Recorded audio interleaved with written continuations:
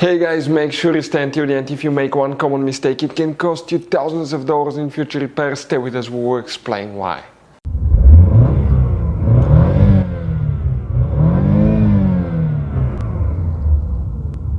Hey guys, welcome back to Electrical Car Repair Live. Thank you guys for watching and subscribing to the channel. Today will be super helpful video to any of you having a Gmc Yukon or Yukon XL, that generation here from year 2007 to year 2014.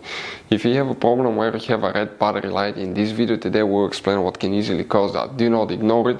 In some cases it can actually guys cause your car to overheat, destroy your engine, or you can even burn the electronics. We'll talk and explain about that now, where you can buy cheap parts and tools. That way do not waste money and time, and why it's always a good idea to test fuses and relays. All that will be covered absolutely free for your convenience. Make sure you stay until the end.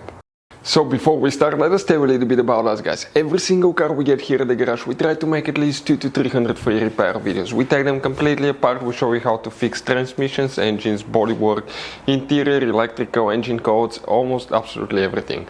Why we do that guys? Because our mission in the shop is to save you as much money as we can.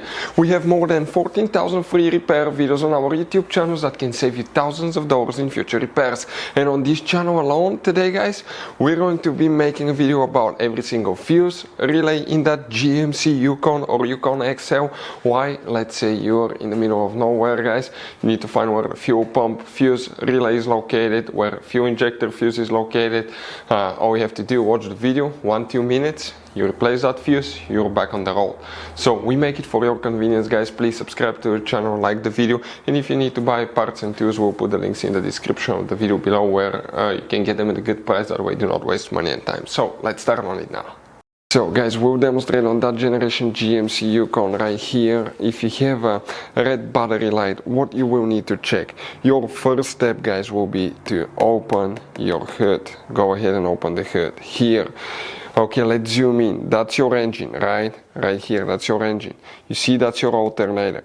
If you have a red battery light, you have most likely problem with the charging system. But what can cause that? In some cases, of course, it could be bad alternator. If any of you want to see how to test alternator, we have videos on our channels. Another thing, check your belt. If the belt falls off, your alternator will not be turning and it will not charge. Never touch the belt when the engine is running, because it can take your fingers off. Okay, but if that belt is off or it's loose, it will cause the alternator not to work and you can get that red battery light. Also, if the belt falls, the water pump will not be driven by the belt and you can overheat and destroy guys, okay, your Gmc Yukon. Next, we need to check the main mega fuse guys for the alternator and where it's located. Before we continue, let's explain quickly why it's always a good idea to test fuses and relays. It is guys very important to test fuses and relays. On those fuses you cannot clearly see if they're burnt or not, especially you can see in the J-case fuses as well. And if you guys assume, okay, let's say you remove a fuse, you look at it and you assume guys that it's actually a good fuse, but it's actually a bad fuse. Sometimes you cannot clearly see that.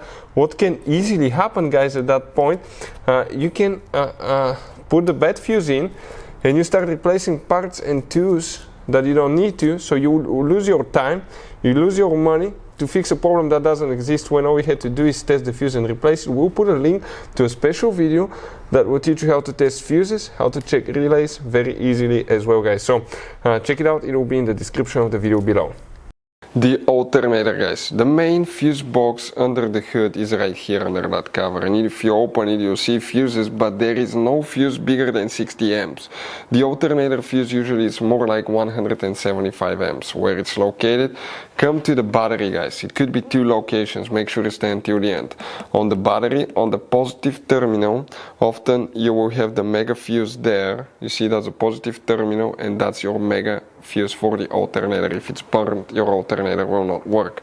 Another location for that could be guys right here on the back side next to the battery, okay, on the firewall right here.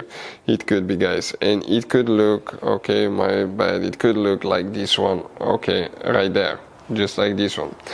That's alternator mega fuse as well. Now, if that fuse is burned, you need to test your alternator before you replace the fuse, because most likely a bad alternator burned the fuse, and if you replace the fuse, you actually risk burning your modules, computers, because alternator can put really high voltage or current as well guys. Hopefully the video will be helpful. Thank you for watching and see you next time.